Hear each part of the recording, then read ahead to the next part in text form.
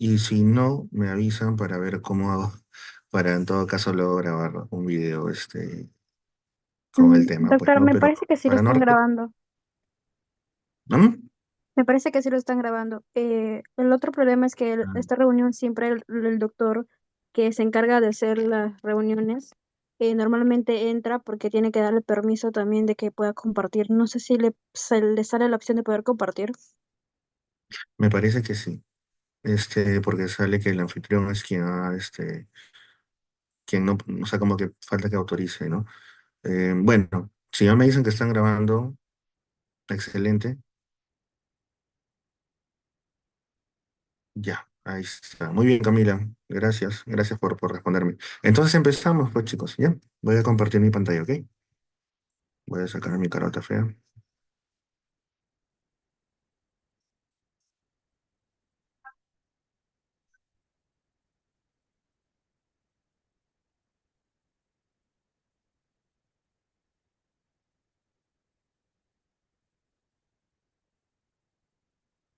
Muy bien, confírmense si se ve la pantalla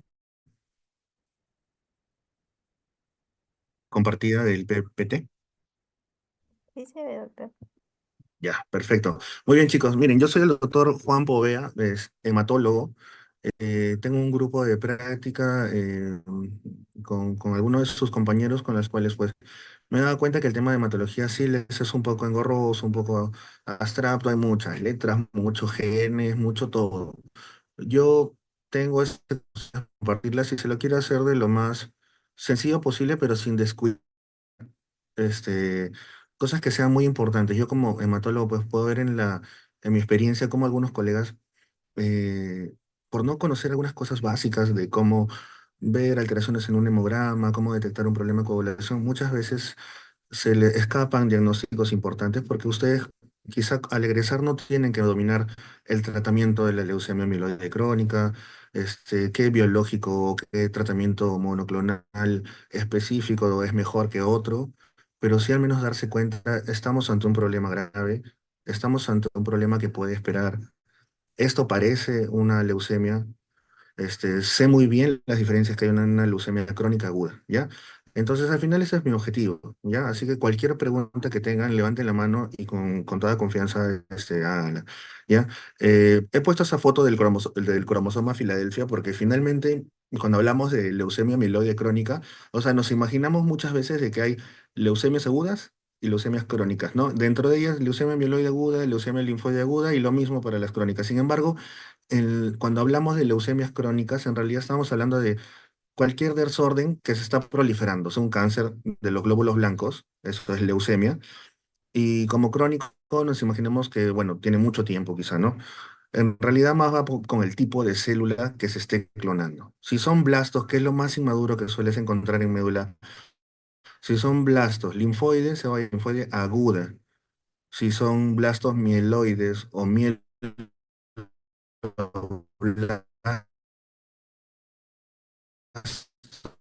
que se están clonando en la ósea. Entonces, la leucemia mieloide crónica, entonces, ¿cuál es la diferencia?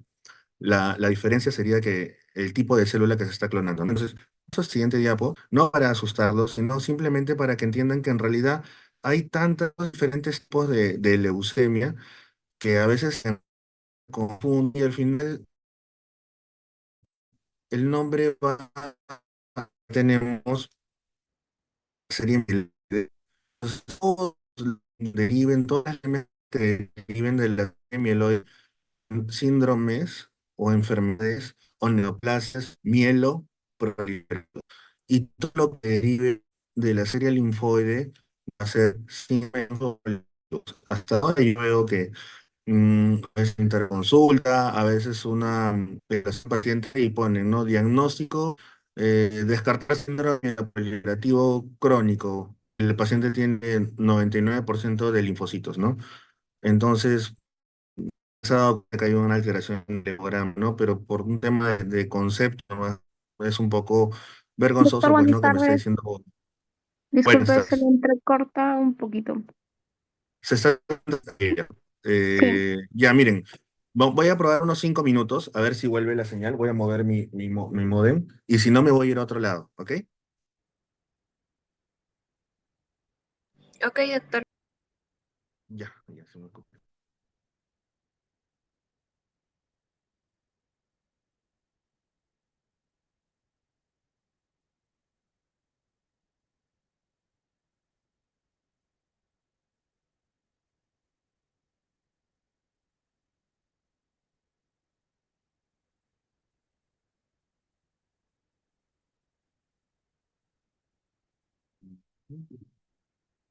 Muy bien, ¿me escuchan? Sí, doctor. Ya, listo. Si se vuelve a entrecortar, avísenme y yo busco una mejor conexión, una conexión más estable en todo caso. Ya, avísenme, córteme sin problemas si es que se está entrecortando feo, ¿no? Si no se entiende, no quiero hacerles perder el tiempo, busco dónde me puedo conectar, ¿ok? Listo. Lo que les decía básicamente es que si bien hay mil nombres, mil tipos de leucemia, solo dependen del tipo que se está clonando, ¿no? Ya les dije acá que todo este lado de acá se va a llamar mieloproliferativos, o sea, a raíz de la estirpe mieloide van a estar clonándose. Si son los glóbulos rojos y maduros, se van a poder llamar policitemia vera, si son las plaquetas, se van a llamar trombocitosis esencial. Si es de la serie mieloblástica, depende si son inmaduros, leucemia mieloide aguda, pero miren, los nombres van a tomar de acuerdo a la célula. Por ejemplo, si tenemos puros eosinófilos maduros en abundancia, se va a llamar leucemia eosinofílica crónica. Si tenemos monocitos o tenemos basófilos que se están clonando, va a cambiar el nombre de acuerdo a lo que se esté proliferando, ¿ya? Sin embargo, leucemia mieloide crónica es un término amplio y con el tiempo ya quedó corto, porque entran muchos diagnósticos dentro de una leucemia mieloide crónica si nos vamos al origen del término nomás, ¿no? Porque podrían ser monocitos, basófilos, podrían ser varios. Entonces, ¿qué se hizo? Se ha definido a la leucemia mieloide crónica porque uno que es la más frecuente de las leucemias crónicas que vamos a encontrar, entonces es bueno conocerla como una entidad aparte. Y aparte es la que está asociada al cromosoma Filadelfia, que como dice su nombre, en la década de los 70 se descubrió esta alteración, esta traslocación que finalmente desencadenaba una proliferación de estas células mieloides sin ningún control, sin una regulación. Ahora les voy a comentar cómo funciona este tema, pero siempre con la presencia de este cromosoma Filadelfia. Entonces, existen enfermedades parecidas, pero si no presentan el cromosoma Filadelfia, van a tener otro nombre. Incluso tenemos una leucemia neutrofílica crónica, que si ustedes ven el hemograma y ven al paciente, va a aparecer casi lo mismo, ¿no? Pero como ya este es el más común encontrar en una leucemia mieloide crónica, pues el cromosoma Filadelfia se le dio el nombre, ¿ya? No quiero confundirlos, lo que quiero decirles es que en realidad eso de que hay tantos tipos de leucemia, en verdad, tienen varias cosas en común y si entiendes bien la fisiopatología de alguna de las leucemias, más o menos se va a extrapolar a las demás. Y los nombres van a cambiar, como les digo, de acuerdo a la célula o el estirpe, ¿no? De la célula que se esté clonando. En este caso, la leucemia mieloide crónica, si bien van a tener efectos sobre la proliferación en las células madre o pluripotenciales, en realidad lo que vamos a ver en el paciente va a ser más células maduras. Mientras el estadio esté más suave, por decirlo así, el estadio crónico, que es el más indolente, el que menos molestias da, vamos a ver más células maduras, más neutrófilos. Acá me ha faltado, me quedé en bandas, ¿no? O en abastonadas, más abajito están neutrófilos. Vamos a ver más eso. Podemos ver 100.000, 200.000 leucocitos, pero seguro que la mayoría van a ser súper maduros. Ya más de eso no pueden madurar, ¿no? Y mientras más agresivo se va poniendo la enfermedad, que ya viene una fase que se llama acelerada o blástica, es como que ya se va poniendo más fea esta leucemia, más células inmaduras vamos a encontrar. Pero podemos encontrar un mielocito, podemos encontrar un metamielocito. También podremos, este gen, esta de cromosoma Filadelfia, también puede estimular la proliferación de otras células, por ejemplo, las plaquetas, ¿no? Y dices, ay, pero se llama mieloide, ¿por qué me metes las plaquetas? Porque también son de origen mieloide, ¿no? Entonces, hay variaciones y finalmente se tiene que quedar con la idea que la leucemia mieloide crónica, lo que más va a abundar, a diferencia de la aguda, va a ser células diferenciadas, maduras. Mientras más células inmaduras se encuentre, quizá, o en intermedio de maduración, más agresiva se está volviendo esa leucemia, ¿bien? Muy bien, por definición. Así de simple, neoplasia mieloproliferativa. Como ya les dije, ahí entran un montón de enfermedades, pero esta es una de las más comunes. Eh, Y como ven acá, bastantes granulocitos maduros, no solamente neutrófilos, ¿no? También vamos a encontrar monocitos, basófilos. Ahora vamos a ver algunas tablitas con las que se hacen los estadios y van a ver qué importa también cuántas células de cada tipo hay, ¿no? Entonces, va a estar la mayoría de veces bastante diferenciada todas estas células, o sea, puras células maduras, ¿no? Las células maduras suelen tener tendencia a irse a la sangre periférica, ¿no? Por eso es que no suelen hacer tanto alboroto en la médula ósea como lo hacen las agudas. Las agudas, los blastos tienen esa afinidad por infiltrar la médula y no salir. A veces sí producen una leucocitosis, pero a veces una leucemia aguda uno lo puede encontrar como una pancitopenia porque la médula está llena, llena de enfermedad y no verse mucho esto en sangre periférica, ¿no? Pero en cambio las leucemias crónicas siempre van a estar en sangre periférica abundantes, ya sea en este caso del LMC, vamos a ver abundantes granulocitos maduros, ¿no? En el caso de la LLC, o sea, la leucemia linfoide crónica, que ahora también les voy a comentar, vamos a ver bastantes linfocitos maduros. Eso es lo que tiene que quedarse como idea. Y finalmente, el LMC, ¿por qué se caracteriza? Porque vamos a encontrar este cromosoma Filadelfia, que finalmente es una translocación 922. El cromosoma 9 tiene este gen que es el ABL1, así le han puesto, y el cromosoma 22 tiene este gen BCR, ¿ya? Entonces, ¿qué pasa? Un pedacito de aquí se va para el otro lado. Finalmente tenemos este gen de fusión BCR-ABL, ¿ya?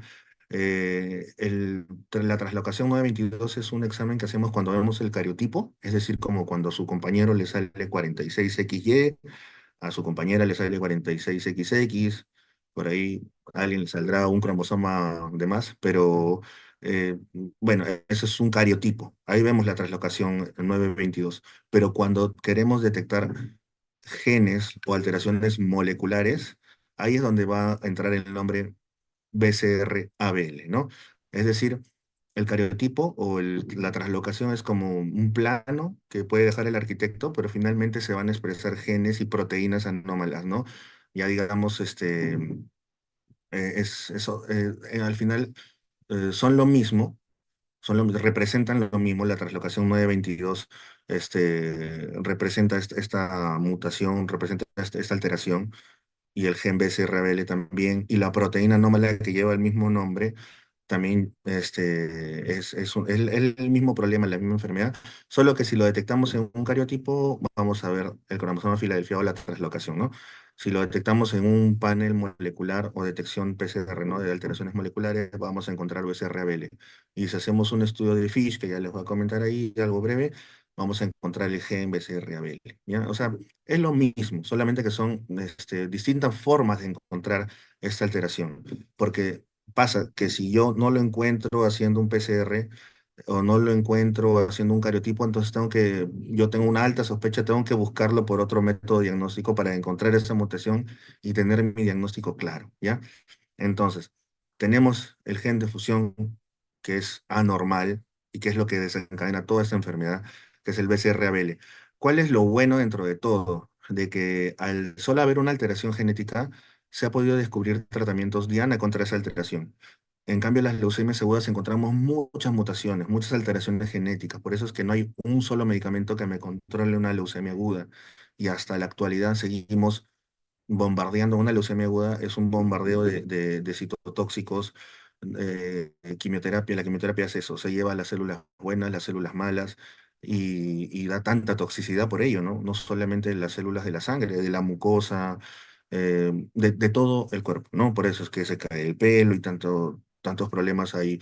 La mucositis, se alteran todo, hasta las mucosas del ano, de la boca, de la garganta, todo sufre con una quimioterapia tan intensiva como las leucemias agudas. Sin embargo, en la leucemia mieloide crónica se encontró una sola alteración y eso dio pie a descubrir un solo medicamento que lo controle. Entonces, estos pacientes, tomando un solo medicamento que viene vía oral, pueden llegar a controlar su enfermedad bastante bien.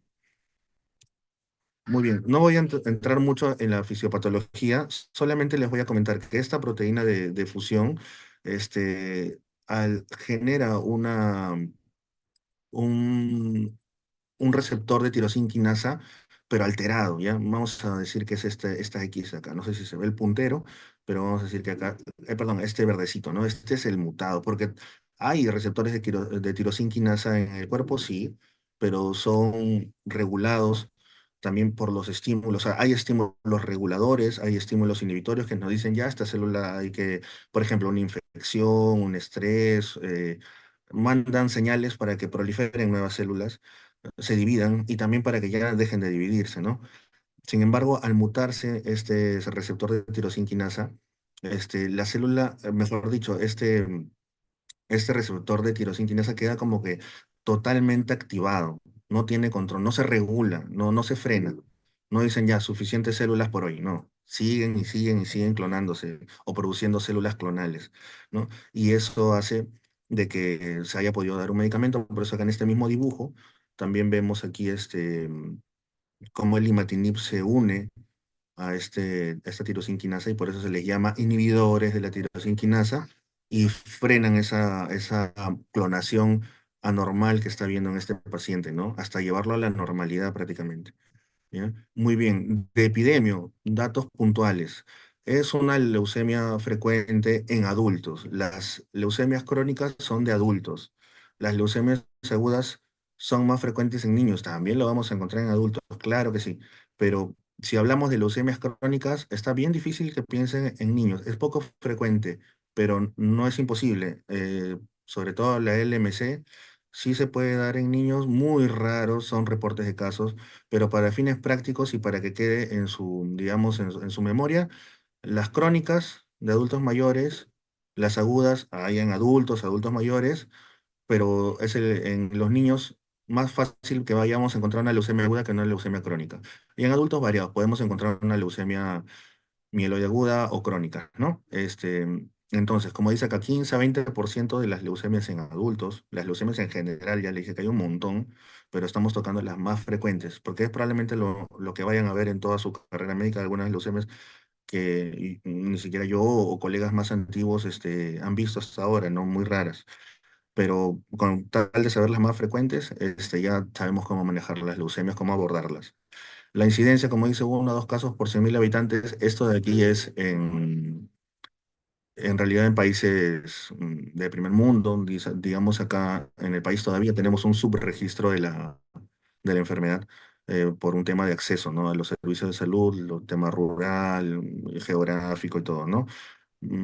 Pero es regular la cantidad de pacientes que viven con esta enfermedad y qué bueno que su calidad de vida ahora puede ser mucho mejor porque tenemos acceso a estos medicamentos. ¿Ya? Esto del ligero predominio masculino, tómenlo con pinzas en realidad, quédense con la idea de que puede dar a hombres y mujeres. Y la edad sí, eso sí sería bueno que tengan. Normalmente se presenta alrededor de los 50 años, ese número quizás se puedan aprender. ¿Ya? Es una enfermedad de adultos todavía entran en el concepto de adultos, ¿no? Pero también de adultos mayores, ¿no? Pero alrededor de 50 años, por ahí más o menos piensa, ¿ya? Muy bien, no se conoce una predisposición genética, no, o sea, si le da leucemia mieloide crónica a mi paciente o a mi amigo, o Dios no quiera un familiar, los demás de la familia probablemente no tengan que preocuparse de también presentar una enfermedad similar o algún otro tipo de leucemia. Muchas de las mutaciones son de novo, ya no es una mutación como la hemofilia que se va arrastrando de generación en generación, ¿no? Es una mutación de novo y sus hijos probablemente no tengan ningún tipo de leucemia ni sus hermanos, ni sus tíos, ¿no?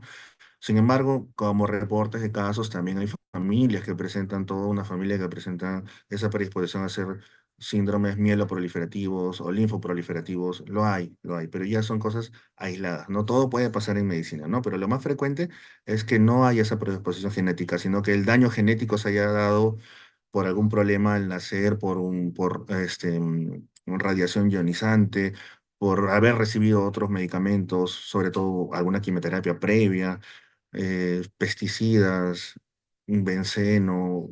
Hay muchos agentes químicos que pueden dar el mismo sol, ¿no? La misma radiación solar. Sabemos que da cáncer de piel, ¿no? Pero en realidad todo lo que pueda causar un daño en el ADN podría desencadenar una leucemia y cualquier tipo de leucemia, ¿no? Depende de qué tanto daño tenga el ADN.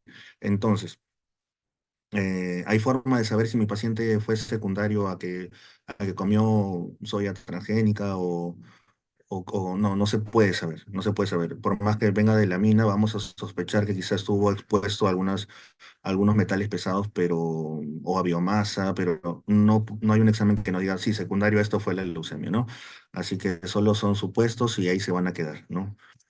Muy bien, la clínica. ¿Por qué dice que tiene un curso trifásico o bifásico? Porque la fase crónica es la que es la más indolente de todas, la más tranquila, por decir así, y puede saltar inmediatamente a blástica, o sea, puede ser un avance, un progreso muy agresivo. Por eso podría ser bifásico, ¿no? Pasar de algo crónico a lo peor, a la fase blástica, que fase blástica es casi ya como decir una leucemia aguda, porque hay muchos blastos, ¿no? Por eso dice crisis blástica. O también puede pasar estas tres fases, ¿no? De la crónica, con el tiempo pasar a la acelerada, que ya hay un poquito más de blastos, y finalmente llegar a la crisis blástica, que ya hay muchos blastos, y como les digo, ya es como una leucemia mieloide aguda.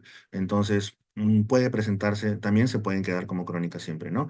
Pero miren este dato, dicen de que el 20 al 50% de los pacientes son asintomáticos, ¿ya? Entonces se van a encontrar porque fue a su examen ocupacional, porque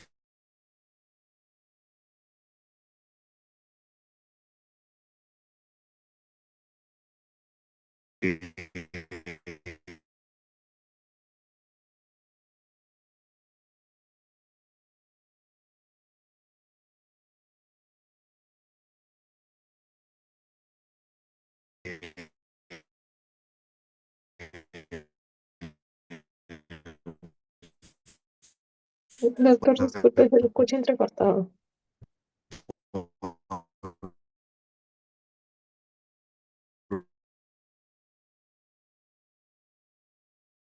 un problema respiratorio y le tomaron un hemograma y encontraron tremenda leucocitosis.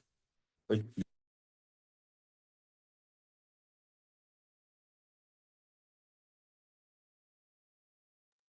chicos, Doctor, estoy de disculpe, vuelta. Sí, no se le escuchó desde la parte que explicó que son asintomáticos. Ujú. ya, muy bien. Entonces, a ver, ahora sí se me escucha, ¿verdad? Sí, Ya, les comenté que hay un dato importante de esta enfermedad y que también tienen que quedarse como un dato ahí grabado, que hasta la mitad, depende del estudio, ¿no? Pero hay estudios que reportan pues hasta más de la mitad de los pacientes al diagnóstico son asintomáticos. Obviamente esto va a depender de muchas cosas, ¿no? Si estamos en un primer mundo, hay más exámenes de rutina, hay más acceso a tener exámenes de mejor calidad y quizá toda la población tenga ese acceso, ¿no? Pero si estamos en un lugar muy pobre, no necesariamente Perú, ¿no? Hay países que están en temas de acceso a la salud mucho peor que nosotros. Ahí van a salir los reportes de casos distintos, ¿no? Quizá para ellos todas las leucemias crónicas que reporten van a estar muy sintomáticos, y no porque dé más agresivo necesariamente en ese país, sino porque todos los que estaban asintomáticos, nadie pasó por un médico, pues, ¿no? En cambio, en un primer mundo quizás sí hay exámenes anuales del trabajo y se diagnostica más, ¿no? Por eso es que hay esta variación que dice entre 20 y 50%. Yo creería que hasta un 50% deberíamos considerarlos como sintomáticos, ¿ya? Más o menos como un promedio. O sea, van a estar andando tranquilos y de casualidad le encontraron muchos leucocitos. Y cuando se ven las células, son células granulocitos maduros en la mayoría. Ahí se sospecha altamente de una LMC, pero hay que diferenciarlas de otras por si acaso para hacer bien mi diagnóstico y darle bien el tratamiento. Muy bien. Estos son los síntomas. Acá está un poquito más largo en temas de porcentajes, pero para que vean de que en realidad lo que más resalta es la fatiga. ¿Pero por qué la fatiga? ¿No? Porque toda neoplasia en sí tiene un consumo metabólico, ¿no? Alto para seguir proliferándose, y aparte porque puede producir anemia, ¿no? Entonces por ello suele haber una cierta fatiga, pérdida de peso, no en todos, no, algunos no parece que tuvieran un cáncer, ¿no? Porque al final eso es un cáncer, ¿no? No, no es el típico paciente con cáncer que vamos a ver una LMC, ¿no? Pero sí puede tener algunos síntomas como sudoración excesiva, propio de las neoplasias también, ¿no? De los síntomas B, ¿no? Puede tener hepatoesplenomegalia también. No suele ser, digamos, a diferencia de la LLC, algo que tienen que diferenciar es que la LLC va mucho con adenopatías, pero la LMC va mucho con hepatoesplenomegalia o esplenomegalia, ¿ya? Ese dato quizá les doy. Suele dar más esplenomegalia o asociar, o tienen que marcar en el examen algo, si dice leucemia mieloide crónica visceromegalia, ¿no? O esplenomegalia. Si dicen leucemia linfoide crónica, con esos linfocitos suelen irse más a los ganglios, por eso suelen dar más adenomegalias, ¿no? Entonces, en este caso estamos hablando de LMC, entonces tenemos esplenomegalia como un signo muy frecuente, anemia también. Y, por ejemplo, esto que dice por aquí, plenitud abdominal, es porque el vaso está creciendo, ¿no? No es que la LMC en sí te dé esa sensación, sino que el vaso puede crecer tanto hasta tener una esplenomegalia masiva. ¿Qué es una esplenomegalia masiva? Cuando pasa la línea media, ya sea la línea debajo de la línea inguinal o de la media, o sea, si dividimos por el ombligo, pasa eso, pasa esa raya imaginaria, pasa el vaso, se llama esplenomegalia masiva. Obviamente le va a dar síntomas no solo asociados a que secuestre células, sino le va a dar síntomas porque tiene tremenda masa, ¿no?, en el abdomen, que hasta no pueden comer. Hay pacientes que han llegado así, lamentablemente, muy tardes haciéndoles el diagnóstico y que han llegado sin poder comer incluso, ¿no? Y han respondido muy bien al tratamiento, por suerte, ¿no? Entonces, lo más común en estos pacientes es encontrarlos con más de 100.000 leucocitos. Es lo más común. O sea, bastantes leucocitos. Y más de 100.000 leucocitos se llama hiperleucocitosis. ¿Ya? Puedes encontrarlo con menos, sí, claro. Puede alterar de IAPA las plaquetas, también pueden alterar las plaquetas. O sea, podemos encontrarlo con muchos leucocitos y con muchas plaquetas. ¿Ya? Entonces, esas son las formas de presentación más frecuente. ¿Ya? Muy bien, acá está más resumido, digamos, sin ya tanto número, ¿no? Ya está más en cuadritos. Lo frecuente, fatiga, sudoración nocturna, pérdida de peso. Pero como les digo, esa pérdida de peso no necesariamente es de lo más frecuente, ¿no? Pero se puede considerar dentro de todas los signos. La esplenomegalia, sí, eso sí, acuérdense siempre. Ya un paciente con LMC va a estar con muchos leucocitos, con el abdomen hinchado o van a palpar el vaso, va a tener sudoración nocturna, un poco de malestar, ¿no? Los que son sintomáticos. Y puede haber muchos más signos, obviamente, y síntomas que acá se los pongo. Muy bien, ¿cómo se hace el diagnóstico? Fácil, solo necesitamos dos cosas.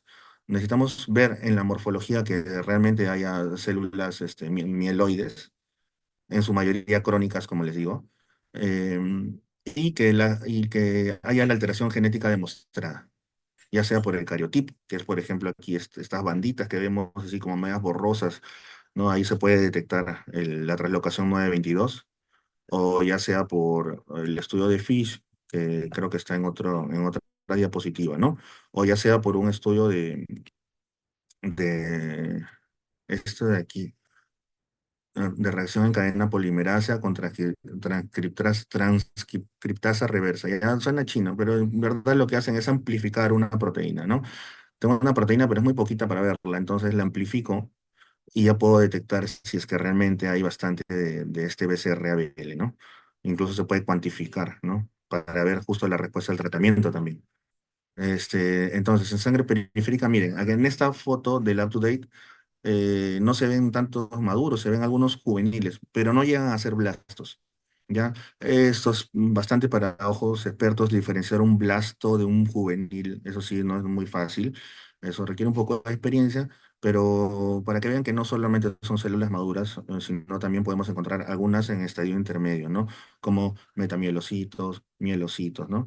Basófilos, el de la arriba a la izquierda es un basófilo, no tiene esos gránulos, como dice su nombre, bien basófilos, ¿no? Tenemos segmentados, con neutrófilos, los que están más segmentados, y otro tipo de células de la estirpe mieloide principalmente, ¿no? Entonces, si bien podemos encontrar entre 12.000 a 1.000.000 de leucocitos, ¿puede encontrarse 1.000.000 de leucocitos? Sí puede. Si bien se puede encontrar este rango, lo más común encontrarlo es alrededor de 100.000 leucocitos. Es lo más común para estos pacientes. ¿Bien? Muy bien. Y en la médula ósea vamos a encontrar más de lo mismo, en realidad. Obviamente, si es una neoplasia mieloproliferativa, o sea, proliferativa, la celularidad en la médula va a estar aumentada. ¿Ya? Las únicas enfermedades que suelen dar una médula ósea hipocelular son las que destruyen células en la médula o las que generan una hipoplasia o aplasia, ¿no? Por eso la anemia plásica o la aplasia medular es la que va con pocas células en la médula. Pero cuando hablamos de mieloproliferativo, linfoproliferativo, siempre va a ser más, ¿ya? Muy bien. Entonces, este es el FISH. Cuando ya tenemos la sospecha, tenemos que ahora detectar el gen para tener el diagnóstico final, ¿no? Porque solo necesitamos esas dos cosas, la morfología y la alteración genética, ¿no? Entonces tenemos distintas formas de, de detectarlo. Con el cariotipo, ahí detectamos el famoso cromosoma Filadelfia, que como fue un gran hallazgo, incluso le pusieron el nombre de la ciudad donde se descubrió, como le dije, ya no ha pasado eso con otros genes anómalos, ¿no? Y este gen de fusión BCR-ABL que se ve acá en el FISH, ¿no? Mira, lo normal es, acá como ven, los verdecitos, es a la derecha, abajo van a ver dos circulitos. Lo normal es que encontremos al gen, o sea, se han pintado, se han hecho marcadores, ¿no? De verde se ve el gen ABL y de rojo el gen BCR, que no deberían estar juntos, ¿no? Pero cuando tenemos esta enfermedad, van a estar así, mezcladitos, ¿no? Porque se ha generado una proteína anormal que no debería estar. Se ha mezclado el BCR con el ABL, que finalmente tiene una alteración en la tirosinquinasa, que le da una especie de, que lo deja activado permanentemente y eso le confiere una cualidad de replicación e inmortalidad de las células, ¿no? De la estirpe mieloide. Acá algunos datos, en realidad no quiero ahondar mucho. Lo único que quería comentarles es que hay bastantes tipos de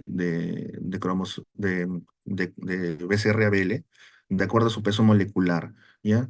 Yo creo que no vale la pena ahondar en eso, sino que tienen que saber que sí, hay distintos tipos de BCR-ABL también. Si no encontramos uno, hay que buscar el otro. Y aparte de eso, también podemos encontrar, le dije que solamente había una alteración genética, ¿no? Pero no es tan fácil. También pueden haber otras, pero no me cambian el diagnóstico. Simplemente se han ido descubriendo que a veces la persona va adquiriendo otras mutaciones y eso le va a conferir un poco más de agresividad a la enfermedad, ¿no? Entonces, como acá dice, la adquisición de cualquiera de estos hallazgos adicionales a la trisomía 922 le va a dar un peor pronóstico, ¿no? Porque ya está acumulando más anomalías cromosómicas. ¿Y quién es, por excelencia, que tiene un montón de anomalías cromosómicas? Las leucemias agudas, pues, ¿no? Las leucemias agudas encontramos muchas alteraciones en el cariotipo o en la biología molecular. Entonces, como tienen tantas alteraciones, por eso es tan difícil tratarlo, ¿no? Entonces, mientras más mutaciones se llene este paciente con LMC, más difícil también va a ser tratarlo. Este, y acá vamos a algunas de las alteraciones. Solo las pongo por mencionar, no se les tienen que aprender, de hecho, solo es para que sepan que se han ido identificando poco a poco mutaciones que ya no les sirven a los que tratan, ¿no? Para saber si este paciente va a ser refractario, si mejor empiezo con un tratamiento un poco más fuerte. También voy avisando el pronóstico, ¿no? O espero que le vaya muy bien, ¿no? Entonces se va detectando cada vez más alteraciones, ya sea en el cariotipo o estudios moleculares, como cambia, ¿no? Que acá está esto que dice más 8 más Phi, que es la translocación 922, es el cariotipo. Pero cuando hacemos estudios moleculares, encontramos estos genes mutados, ¿no? Es lo mismo prácticamente, ¿no? Acá es cómo está codificado ahí en el cromosoma y acá cómo se expresa, ¿no? Este, ¿Qué diagnósticos diferenciales tenemos que tener? Todas las otras crónicas, pues, en realidad. Todas las otras que digan crónicas pueden parecerse mucho y para diferenciar, una de las grandes diferencias es que va a tener, que todas estas que dicen reacción leucemoide, leucemia mielomonocítica, leucemia monocítica juvenil, crónica, eosinofílica, neutrofílica, como ven hay varias, son poco frecuentes, pero la diferencia es que ninguna de estas va a tener el cromosoma Filadelfia positivo. Si tiene cromosoma Filadelfia, ah, ahí dice, perdón, no, soy yo. Yo, la LMC soy igual a cromosoma Filadelfia positivo. En todas las demás ya entran en otros diagnósticos de patologías que comparten una fisiopatología similar, que comparten un tratamiento parecido, ¿no? Pero sí se distinguen ya, ¿no? Que no cabe como tema de clase explicar las diferencias. Y esta LMC atípica cumple todos los criterios de la LMC, como le he estado explicando, no cumple los criterios de las otras enfermedades, pero se le considera como una LMC Filadelfia negativo. Resulta que gran parte de estos pacientes que eran diagnosticados como LMC atípica, al final resultaron de que eran un cromosoma Filadelfia difícil de encontrar. Por ejemplo, que no expresaban una proteína de otro peso molecular que el equipo no lo detectaba. Entonces, se cree que la mayoría de LMCs atípicas suelen ser LMC solamente que de difícil diagnóstico, de difícil detección de la alteración genética. Y lo único de acá que no es cáncer es la reacción leucemoide. La reacción leucemoide simplemente es una reacción exagerada en nuestro cuerpo cuando tenemos una infección, una inflamación, una respuesta a fármacos o un problema alérgico o autoinmune en la cual salen muchos granulocitos a la sangre periférica. Entonces, cuando tenemos más de 50.000 leucocitos, pero no es clonal, o sea, todos son distintos, es una reacción del cuerpo normal, digamos, exagerada, pero dentro de lo normal. Eso se llama reacción leucemoide, porque me imita una leucemia, pero cuando ya lo voy estudiando, al final no era, ¿no? Solo era una infección, entonces ya, que termine de pasar el proceso inflamatorio y va a normalizarse, ¿ya? Muy bien, ¿cómo abordamos al paciente con LMC? Primero, una buena historia clínica, ¿no? Ver los deseos del paciente de recibir tratamiento, explicarle las consecuencias, él tiene que estar de acuerdo, la decisión tiene que ser mutua, ¿no? Médico-paciente, ver qué comorbilidades tiene, ¿no? Si está con el riñón que no funciona, está en diálisis, voy a estar limitado con mi tratamiento, ¿no? Si está con una cirrosis hepática, también voy a estar limitado, voy a tener que escoger los medicamentos que menos daño le produzcan. Si tiene ya alteraciones cardiovasculares, hay algunos medicamentos para el MC que son cardiotóxicos. Por eso, más que todo, tener un buen diagnóstico va a permitir dar un tratamiento que no le vaya a hacer más daño que bien al paciente. Y dentro de los exámenes auxiliares, de todo un poco, ¿no? Justamente como les digo, tengo que tener bien cómo está el estado inicial del paciente para darle un tratamiento adecuado. Entonces ahí entra el hemograma, los estudios bioquímicos, las infecciones virales, porque las infecciones virales, como le voy a dar tratamiento que finalmente puede inmunosuprimirlo, se pueden reactivar, ¿no? Entonces es bueno tener en cuenta cuáles tenía para hacerle seguimiento si se reactivan o no, no esperar hasta que haga la clínica, ¿no? De una infección. Y la estratificación de riesgo y el estadio de enfermedad, no, eso van a ser los siguientes pasos. Entonces, ya tenemos una idea de cómo diagnosticar la leucemia mieloide aguda. Ahora lo que tenemos que hacer es decir qué estadio es esa leucemia mieloide aguda y qué riesgo tiene. Ya no necesitamos aprendernos esto de la certificación de riesgo, pero para que sepan que hay y por qué sirve, ¿no? Y que no es tan complicado en realidad. Ahora solamente se agarra el celular, se pone algunos datos y te sale el riesgo. Pero hay que saber que hay que pedirlo para también tener un mejor pronóstico y saber qué darle al paciente, ¿ya?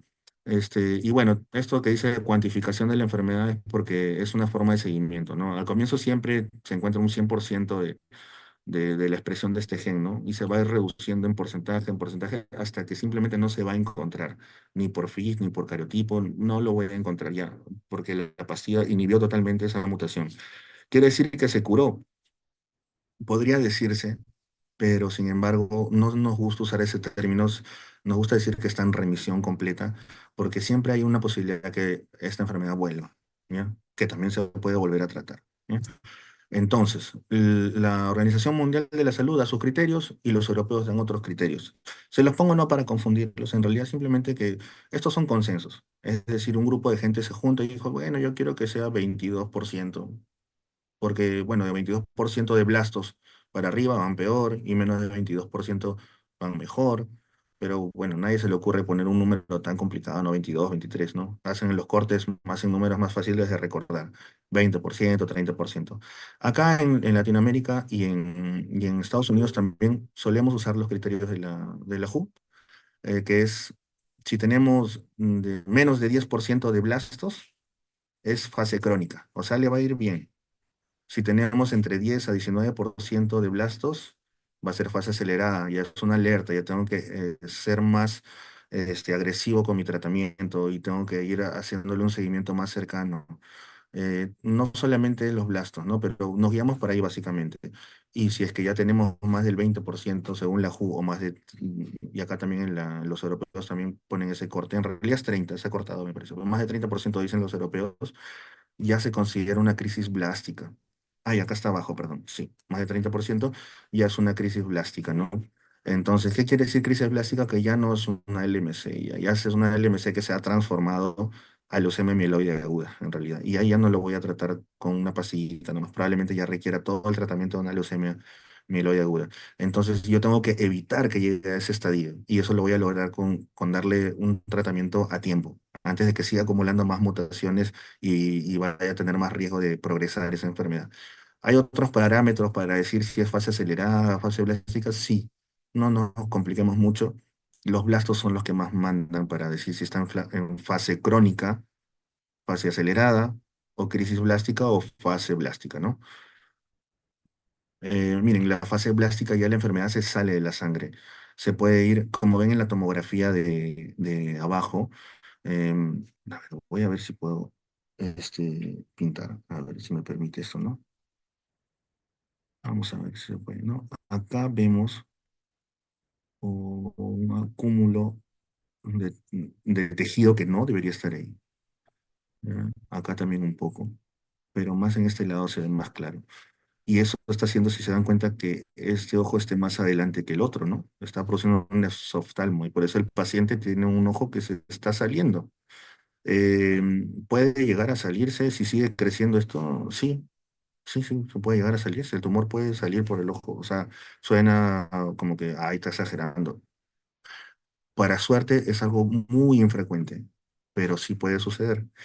¿No? Acá también se ve en la tomografía y como ven acá, bueno, acá lo que estamos viendo en esta lámina periférica es que ya no hay muchos neutrófilos, si no se dan cuenta que hay blastos y miren el tamaño del blasto al costado del neutrófilo, el neutrófilo ya parece un bebito a su costado, porque blasto sí, blasto ya es sinónimo de miedo, de sus células inmaduras con mucha cromatina, con mucho contenido nuclear.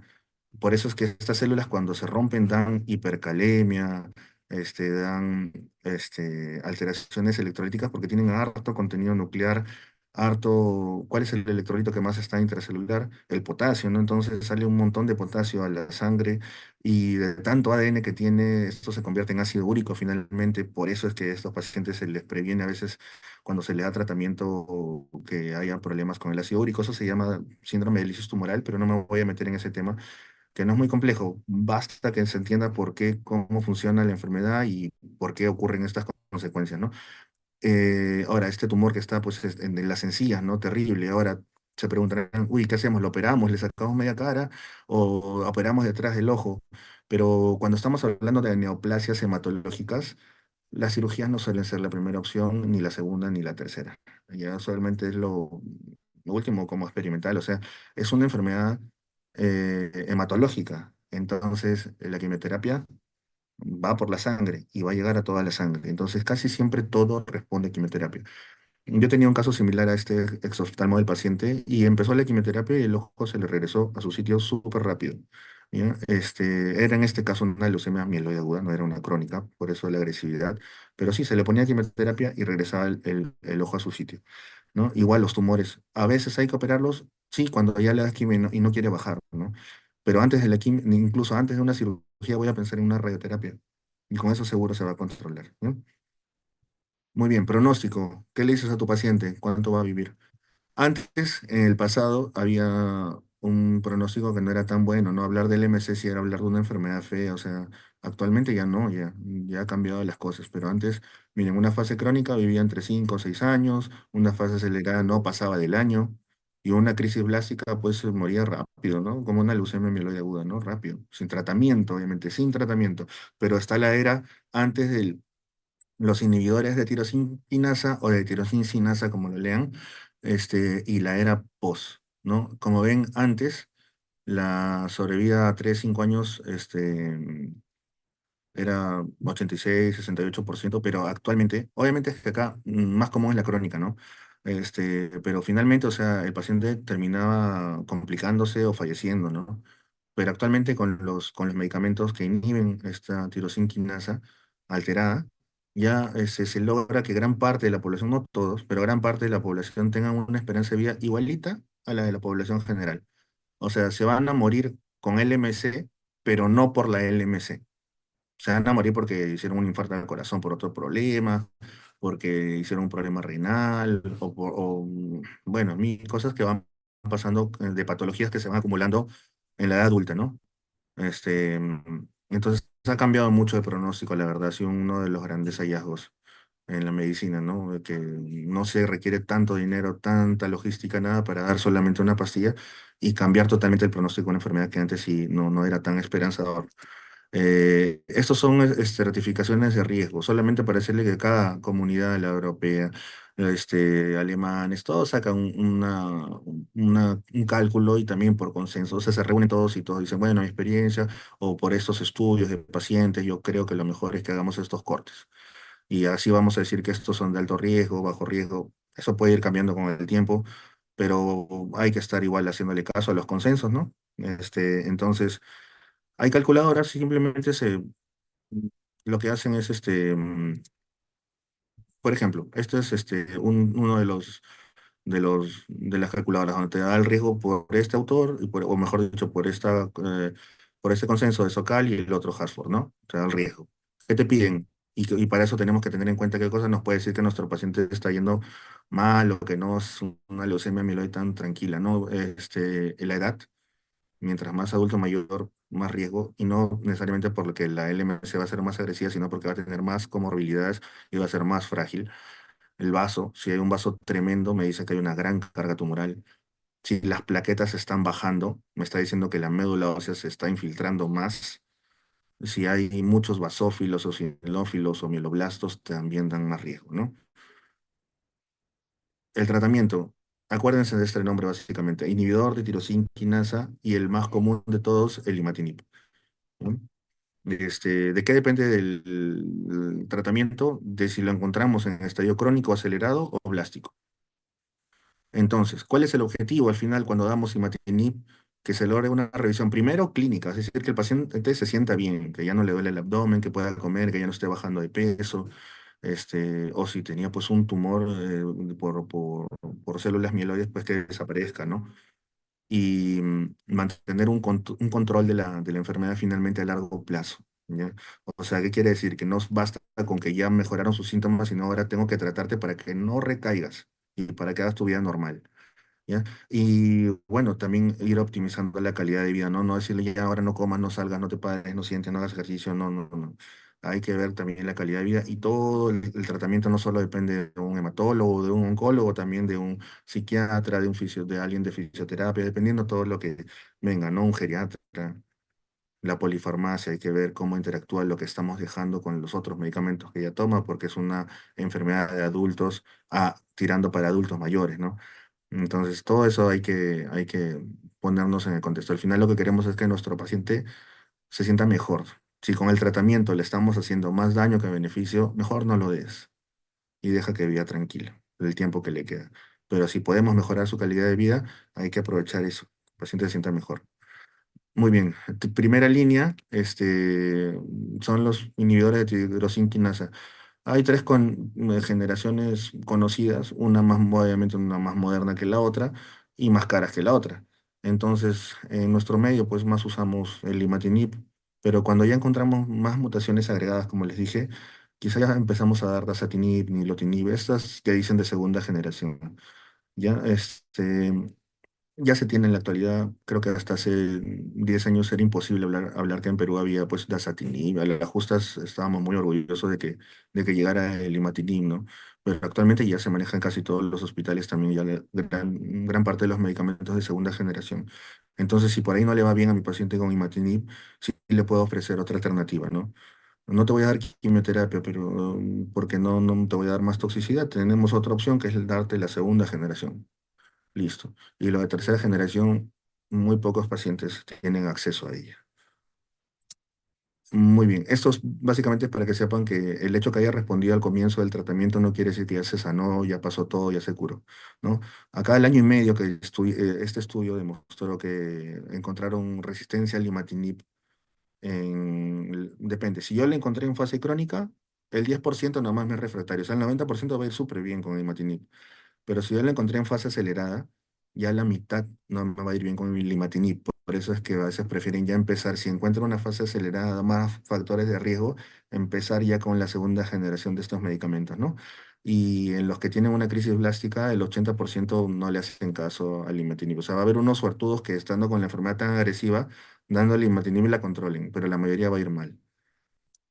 Muy bien. Acá solamente para saber que hay todo este tipo de pastillas, no se tiene que aprender, solo saber que son inhibidores de la tirosina quinasa porque es donde está la alteración. Y el más conocido de todos, el que tiene más historia y el que más se tiene accesibilidad en todos los países es el imatinib. Después vienen los otros.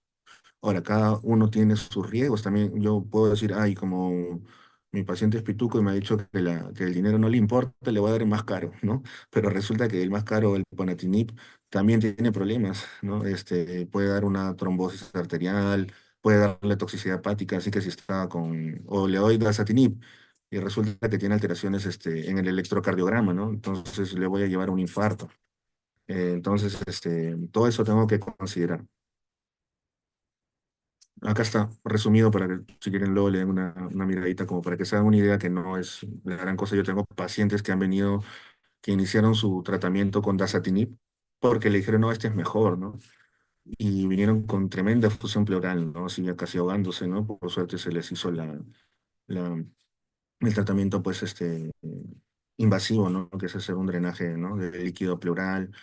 Y luego decirle, bueno, si nunca te han dado Imatinib, hay que probar. Y le va muy bien con esa pastilla. No necesariamente que sea más generación o más caro, necesariamente va a ser mejor. Hay que aterrizar bien lo que el paciente le sea más conveniente a la salud pública también, ¿no? Que tanto va a gastar el Estado también en ellos, ¿no? Así que es válido todos los ITK hasta el momento. Estos son un pequeño cuadrito que encontré los problemas que podrías encontrar, ¿no? O sea, si tienes un paciente con problemas cardiovasculares, quizá Ponatinib no sea tu mejor elección. Y así, ¿no? Son solo para que se hagan una idea que no, que sea más moderno, quiere decir que va a ser mejor en todo, ¿no? Quizá vienen con efectos secundarios más potentes, así que hay que tener mucho en consideración eso. ¿Cómo evalúo? Ya, listo, ya diagnostiqué a mi paciente, ya lo estratifiqué, ya le dije su pronóstico, ya está feliz o está triste. Ahora, ¿qué sigue? Ya le estoy dando imatinib, ¿ahora qué hago? Tengo que ir evaluándolo progresivamente para ver qué tan profundo logro mi respuesta, qué tanto lo logro llevar a la remisión. Lo primero que va a hacer es mejorar la clínica, ¿no? La respuesta clínica, que es que va a mejorar todos los síntomas.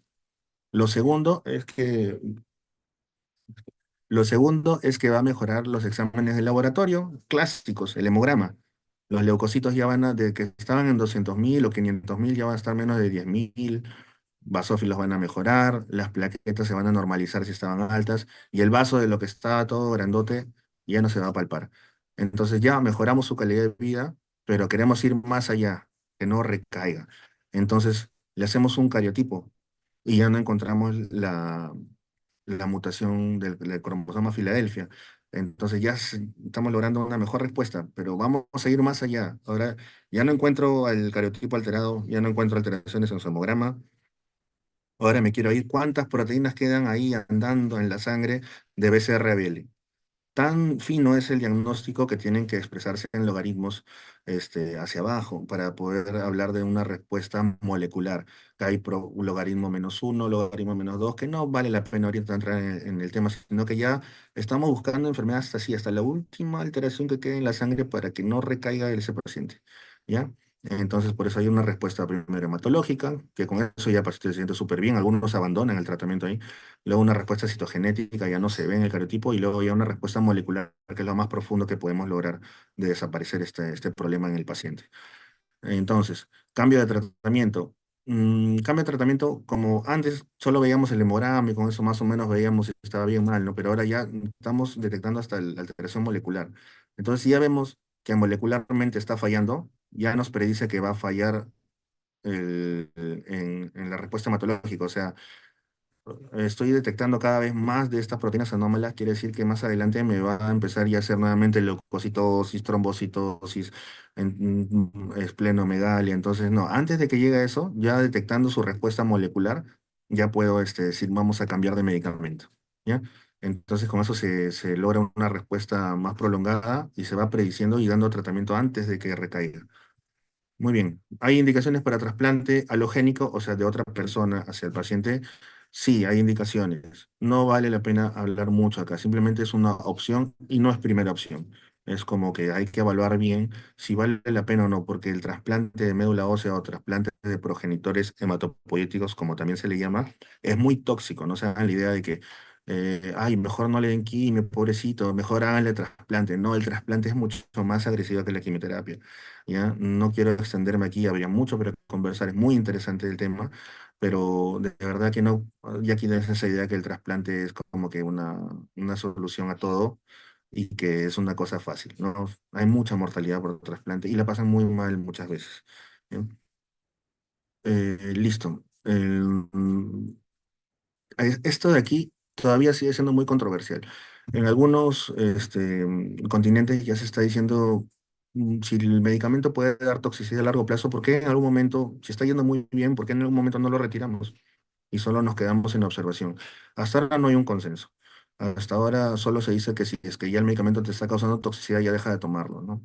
Si estás con una buena respuesta de la enfermedad. Pero hay otras consideraciones, ¿no? Como acá dice, obligatorio si presenta estas condiciones, óptimo se presenta estas condiciones, ¿no? Como que una súper buena respuesta. Ahí puedes quitarlo, ¿no?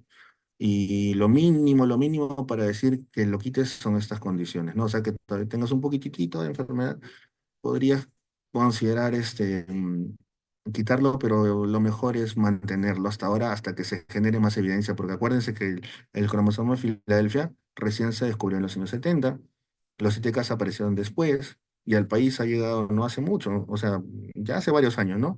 Pero, o sea, en términos históricos, es algo que recién está evolucionando cada año. Entonces, no tenemos una experiencia para decir, sí, puede suspenderle y de acá a 100 años no le va a pasar nada, o de acá a 50 años, bueno, 100 años no creo que viva, pero de acá a 50 años no le va a pasar nada, ¿no?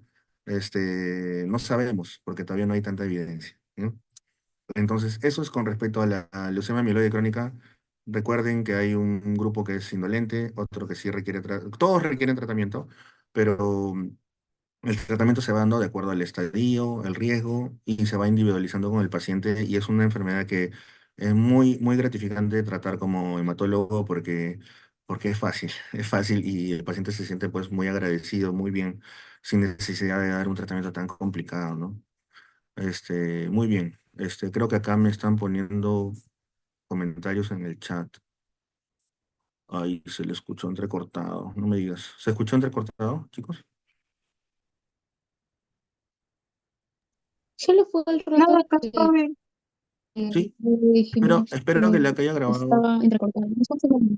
Espero que la que haya grabado se escuche bien. Si no, miren, me lo mandan, me mandan el link y yo veo si está así feo entrecortado. Bueno, ya me doy un tiempito para grabárselos cuando tenga una mejor señal. Ya, nos falta el LC. Lo vamos a hacer rápido, pero hacemos un break de 5 minutos, ¿sí? 5 o 10 minutos máximo, ¿ya? Y terminamos con el LC. Lo he hecho un poco más corto que eso, ¿ok? Ahí, digan algo. Sí, doctor. Ya listo, gracias, chicos.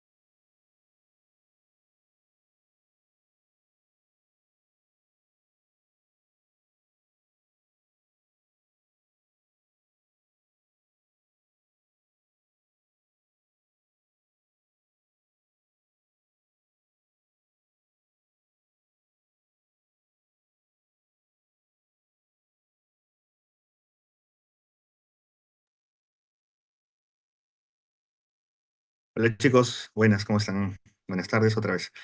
Hacemos la parte final, ¿está bien? Sí, doctor.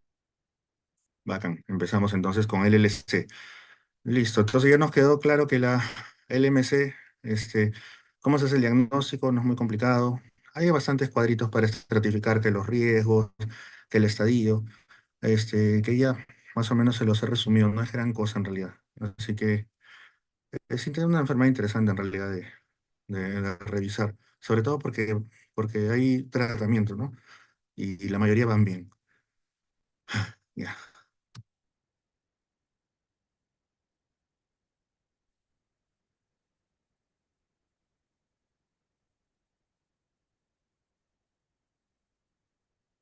¿Se ve mi pantalla Sí, doctor. compartida? Excelente.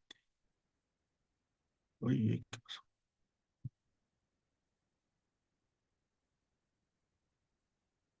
¿Qué hace con esto? Ahora sí. Ya.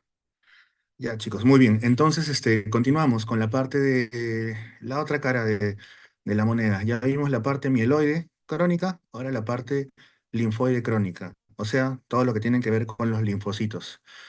Que hay linfocitos B, linfocitos T, hay... ¿A qué se transforman los linfocitos? B, a células plasmáticas, producen inmunoglobulinas. Así que todo lo relacionado a eso va a tener una repercusión cuando estas células se enferman, ¿no?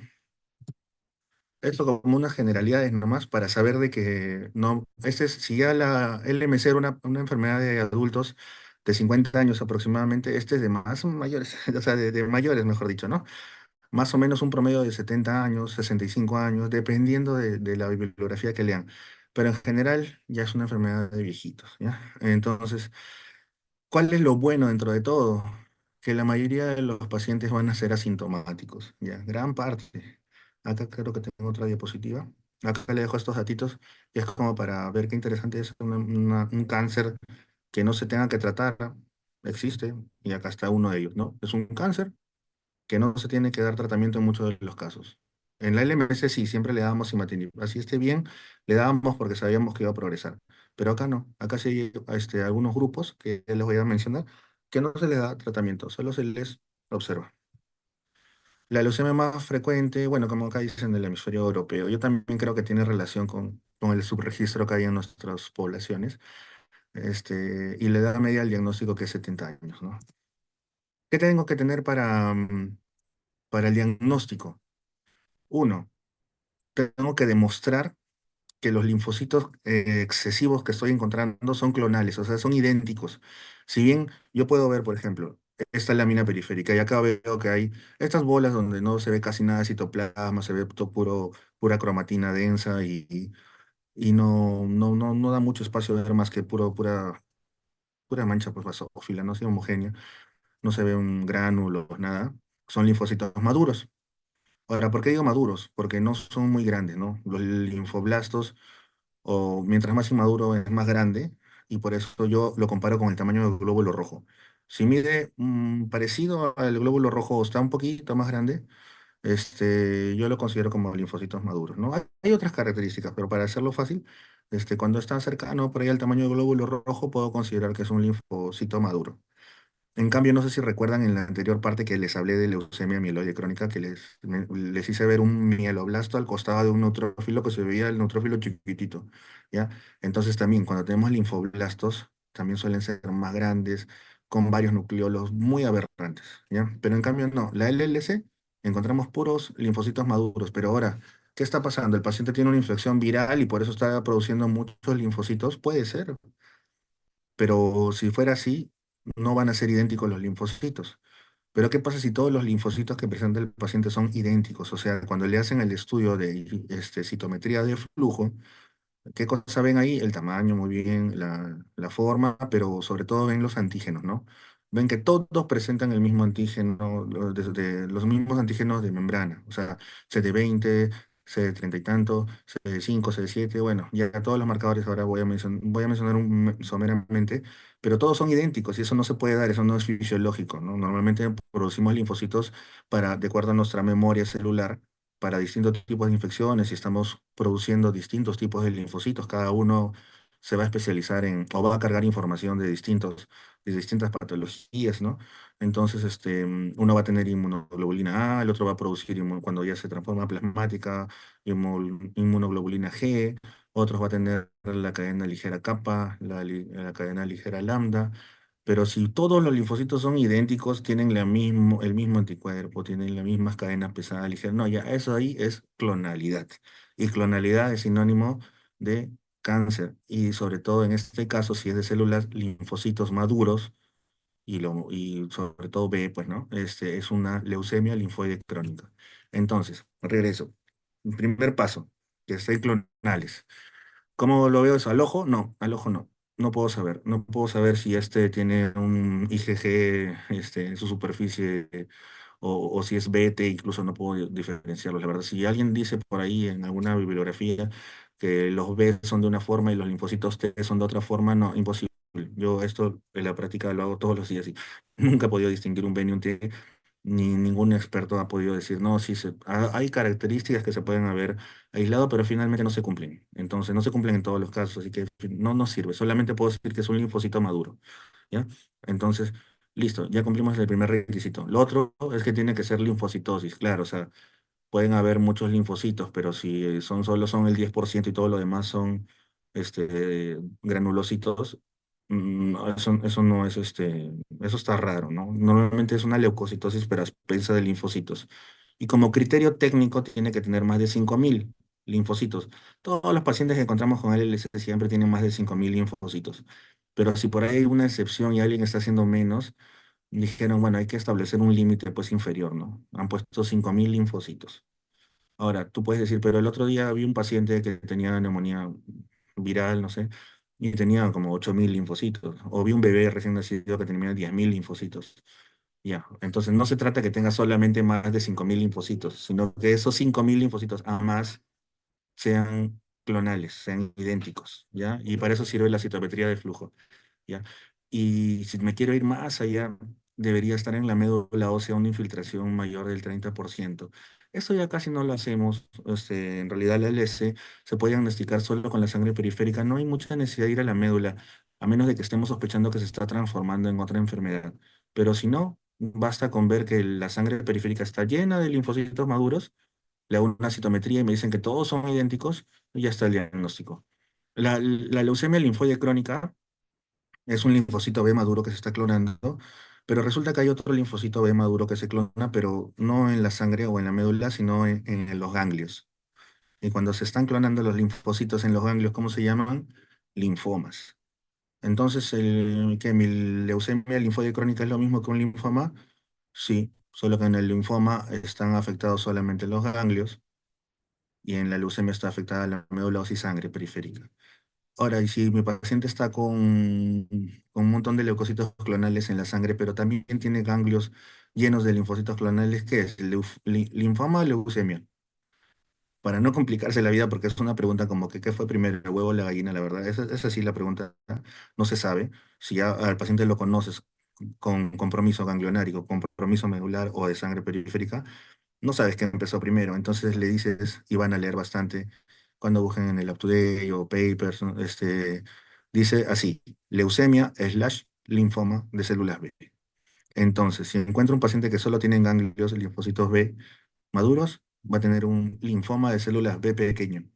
Y si esta enfermedad la tiene, pero en la sangre, no circulando en la sangre, se va a llamar leucemia linfoide crónica. O sea, es lo mismo, solamente que depende cómo se presente, puede cambiar de nombre. ¿Ya? Pero es la misma célula. Muy bien. ¿Qué son estas células en sombra? No es pantognomónico, es decir, no es que solamente lo van a encontrar en el LC, pero es algo muy característico, muy curioso si tienen la oportunidad cuando les toque rotar, y bueno, a la mano a alguien que sepa ver en el microscopio y les pueda orientar. Si tienen la oportunidad de ver una leucemia linfoide crónica, van a ver esto, ¿no? Todas las células son idénticas, todos los linfocitos son igualitos, ahí está, ¿no? Muy homogénea la muestra, ¿no? Debería haber un neutrófilo, al costado un linfocito, al costado un monocito, al costado otro segmentado, uno con más segmentos, no, pero acá encuentras todo lleno de linfocitos, pero ves una especie ves esos asteriscos que están de rojo, Parece como un manto, ¿no? Como una mantarra. No sé cómo explicarlo, como una tela, ¿no? Simplemente son los remanentes nucleares al haberse destruido la célula.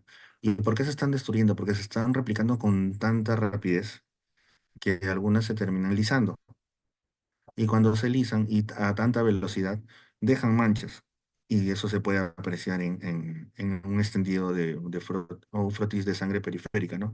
Estas células rotas, digamos, de alguna forma, que se les llama sombras de Grunbridge, o células en sombra, ¿no?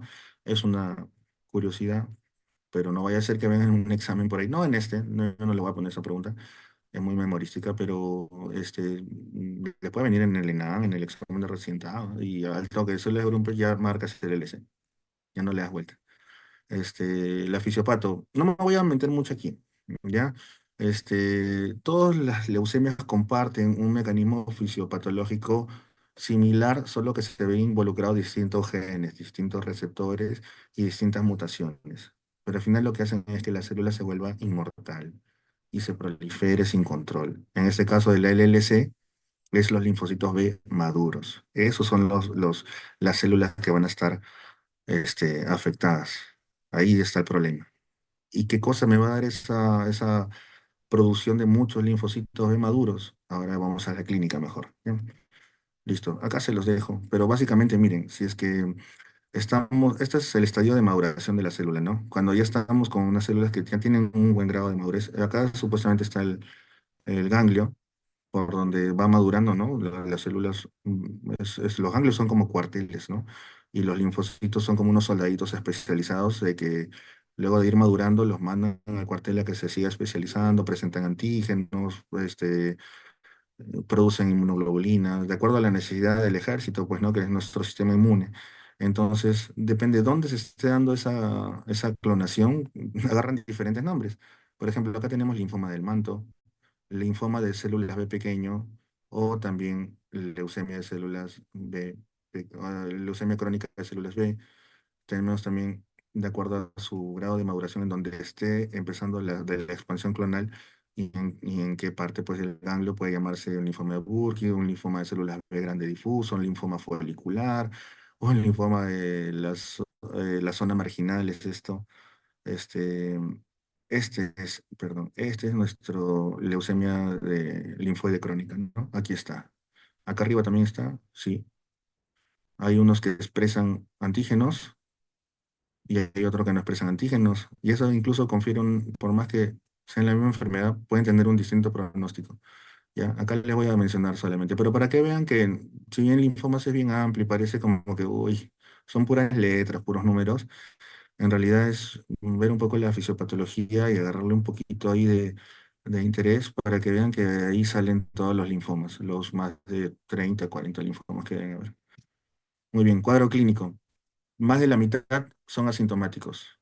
Pausisintomáticos es lo mismo que asintomáticos, no solo que pausisintomáticos es como que te dice que está el momento de síntomas, pero los va a hacer, ¿no? Pero en realidad mejor usamos el término asintomáticos. La mitad de los pacientes con leucemia linfoide crónica no van a tener síntomas y muchos de los síntomas, de muchos de los que presenten síntomas, van a estar en ida y venida. En ida y venida. ¿Qué quiere decir? Le van a aparecer ganglios en el cuello, en la axila, va a pasar un tiempito y se les va a bajar el tamaño de los ganglios. Luego va a volver a aumentar. O le va a venir fiebre un día y va a estar 3 días sin fiebre. Y luego se va a ver, quizá se va a hacer más frecuente. Eso sí pasa en la leucemia linfoide crónica, ¿no?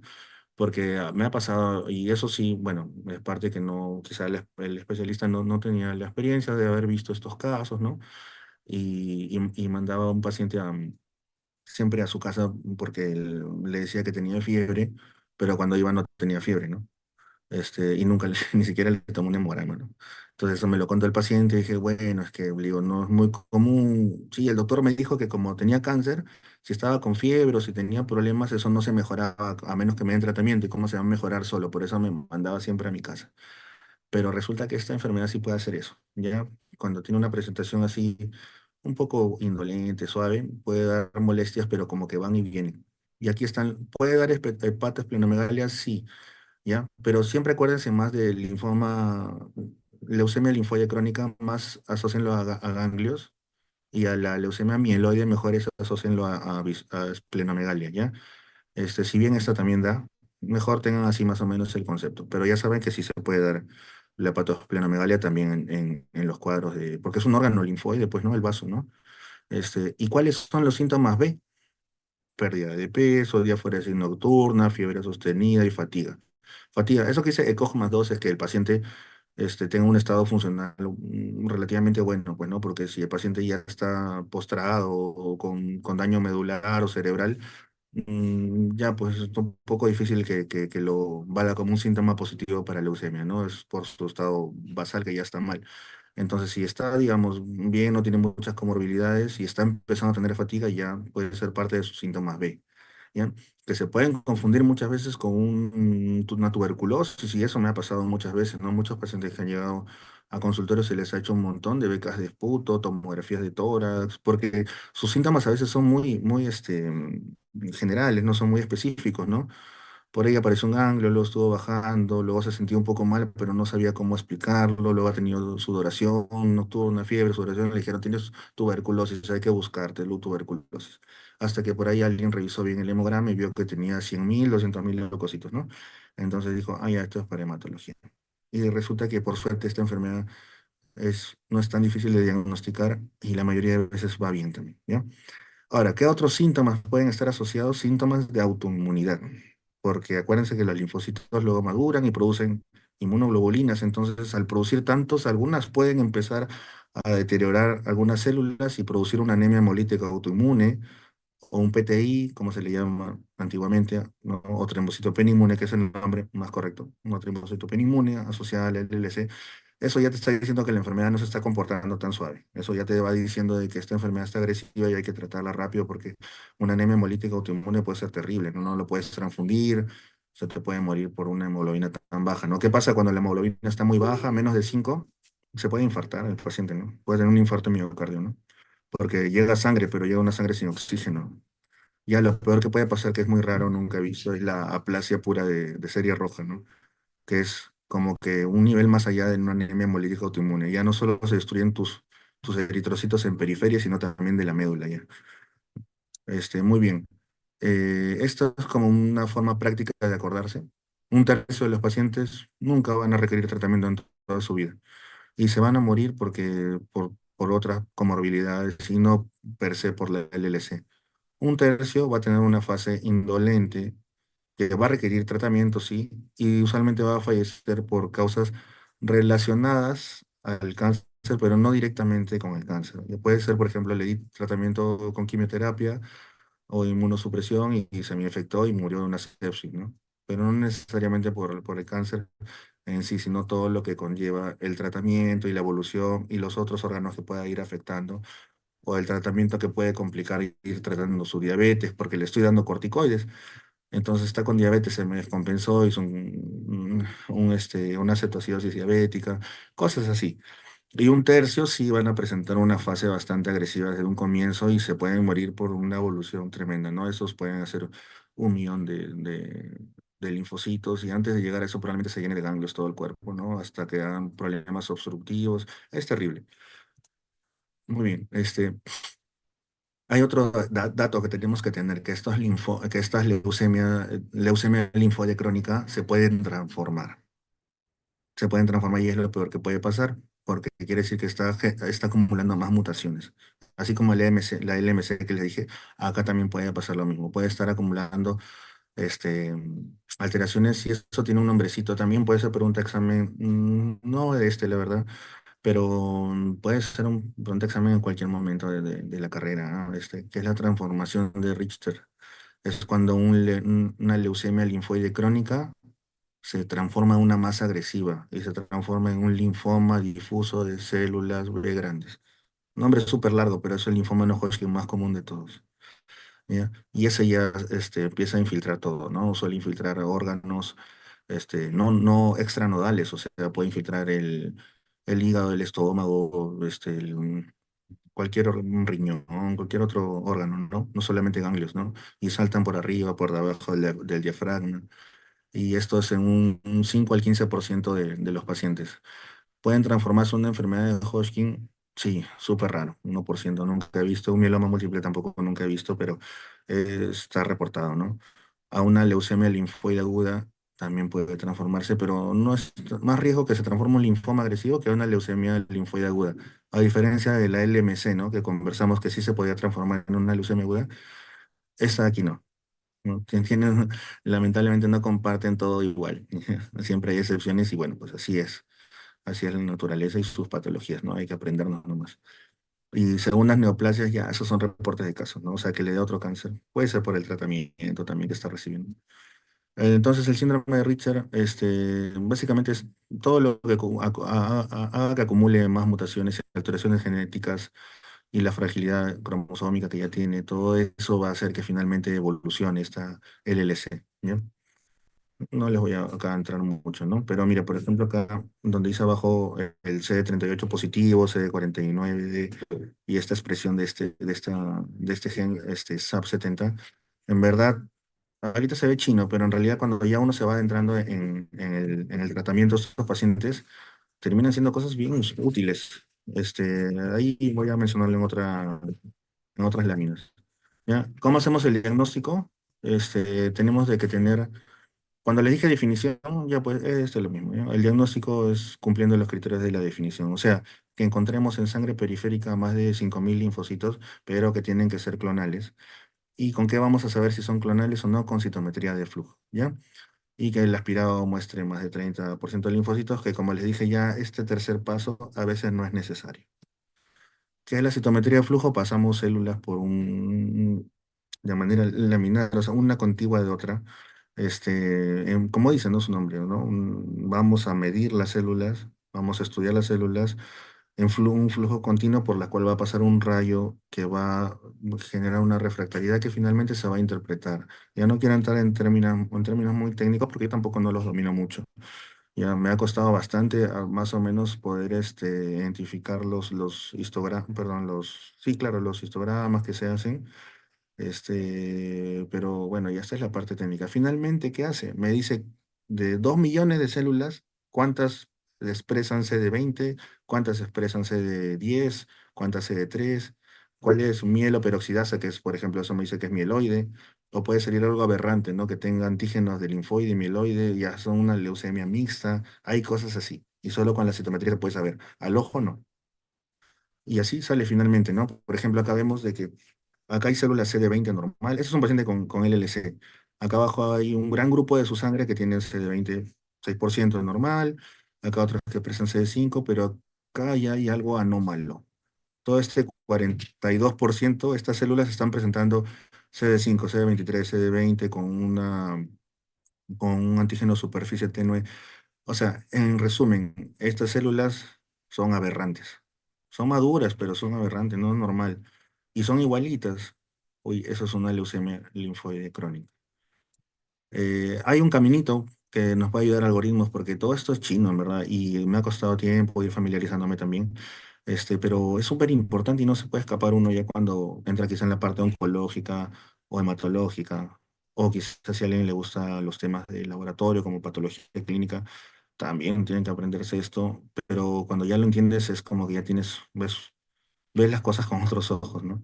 Ya entiendes por qué la necesidad de todos estos antígenos de superficie, porque gracias a la expresión, algunos son antígenos que te dicen que la célula es inmadura, otros que la célula es madura, otros son intermedios, ¿no? Hay algunos, de acuerdo a la zona del ganglio donde esté en su maduración, van a expresar otras proteínas, y hay algunas que te van a dar también mal pronóstico, inmadurez, malignidad, y todo eso se va juntando y se hacen algoritmos que finalmente ya están protocolizados, ¿no? Entonces, por ejemplo, si te das cuenta, todas las de acá comparten algo en común, que presentan el CD20 positivo. Se considera un marcador o un antígeno PAN-B, o sea, para todas las leucemias, linfomas B, suelen presentarlo. Entonces, ¿qué pasa si le doy a un tratamiento anti-CD20? O sea, que vaya dirigido a todas las células que expresen CD20, o sería una buena opción dar un tratamiento así, ¿no? Por eso existe el rituximab. Ya es un medicamento que ataca todas las células CD20. Entonces, si se dan cuenta acá abajo, está la leucemia linfoide crónica, está las células B del manto, todas estas son células B pequeñas, linfomas de la zona marginal, hay bastantes variantes, pero todos estos se pueden tratar con rituximab porque presentan CD20, ¿no? Así que por eso sirven, pues saber los marcadores y saber qué tratamiento le voy a dar. ¿Qué pasa si mi paciente tiene un tipo de linfoma pequeño pero no expresa CD20? ¿Para qué le voy a dar rituximab? No, no tiene sentido. No le voy a dar al tumor, le voy a dar a las células sanas nomás. Listo, ya tenemos el diagnóstico. Ahora, ¿qué hacemos con nuestro paciente? Lo pronosticamos y hacemos su estadiaje, porque te va a decir, ¿en qué estadio estoy, doctor? ¿No? ¿Estoy por el más allá o por el más acá? Y la mayoría de veces le vas a decir, le vas a decir que está con muy buen pronóstico, ¿no? Nunca hay que ser muy exagerado con el paciente porque cuando las cosas van mal, les cae una muy mala noticia, ¿no? Mejor es a veces siempre ser un poquito precavidos o sombríos con el pronóstico para que si va bien y todo, disfruten mejor ese logro, ¿no? Que tiene el paciente. Entonces, acá dice, la LLC es una enfermedad heterogénea, sí, es verdad, porque hay desde los más agresivos hasta los que no solamente tienes que mirarlo, que no le tienes que dar tratamiento, ¿no? Algunos nunca requieren tratamiento en toda su vida y otros que tienen una sobrevida de 2 a 3 años con tratamiento incluso, ¿ya? Así que es bien variado. Por eso no, es necesario hacer estratificarlo bien para saber estamos ante una enfermedad muy agresiva o no. Y acá Ray dejó su esquema con fines pronósticos y Binet también, como eran tan buenos y servían, lo combinaron, está la clasificación de Ray y Binet, ¿no? Cualquiera de estos que cumpla, vas diciendo que tu estadio del leucemia de células B crónico es 0, 1, 2, 3, 4, A, B, C. ¿En qué se basan? ¿Qué tanta linfocitosis hay? ¿Qué tantos ganglios hay presentes? ¿Cuántos grupos ganglionares están tomados? Obviamente, si hay más linfocitosis, probablemente esté avanzando más el estadio, ¿no? Si es que hay muchos ganglios que están comprometidos, ya no solo en el cuello, sino en el cuello de la axila, retroperitoneales, mediastinales, ya. Y peor aún, si ya me está haciendo anemia y trombocitopenia, ya, eso está bien agresivo, ¿no? Entonces ahí va aumentando la severidad. ¿Y qué dice Binet? Más se basó en el hemograma, no sé qué tanto repercute en la hemoglobina, las plaquetas, y bueno, también consideró las adenomegalias, así que cualquiera de los dos es válido y finalmente nos da el pronóstico, ¿no? El CUR que es sin tratamiento, un estadio 0,1 A debe vivir más de 10 años. Cuando hicieron el estudio, eso dijeron, pero actualmente sabemos de que viven más tiempo, ¿no? O sea, y muchos nunca necesitan tratamiento. Los que estaban en el estadio 2 y 3 sin tratamiento vivían 5 años y los que estaban en el estadio 4 o C vivían menos de 2 años. Pero ahora con tratamiento las cosas han cambiado también. Listo. Esto de aquí es para que tengan en consideración todo lo que tenemos que ver cuando tenemos una LLC para saber si es que va a ir bien, no va a ir bien, ¿no? Aparte de los estadios de RAI y Binet, también nos importan estos marcadores. ¿Qué tanta beta microglobulina exprese? Mientras más carga tumoral, y más destrucción celular y toda parte que aumenta el DHL, también aumenta la beta 2 microglobulina. Si encontramos ciertas alteraciones genéticas nos van a dar un poder pronóstico, ¿no? Por ejemplo, acá esta elección del 17P o el 11Q, la elección da una agresividad, no un pronóstico que la enfermedad va a ser muy agresiva, ¿no? Y por otro lado, si encontramos mutado la inmunoglobulina de las inmunoglobulinas de cadena pesada de superficie, por más que diga mutado, resulta que le da un buen pronóstico, ¿no? Que tenía que ver con esa diapo que les dije que antes de que pase el vaso y después de que pase, perdón, antes del ganglio y después del ganglio, cómo van madurando y adquiriendo su inmunoglobulina. Todo eso tiene que ver. Y resulta que cuando está mutado esta inmunoglobulina que expresan, los pacientes van mejor, responden mejor en tratamiento, ¿ya?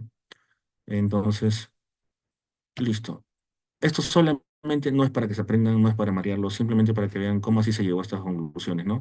Se hicieron estudios de control en los cuales se vieron de los que presentaban pues esta alteración, cómo su pronóstico disminuía, ¿no?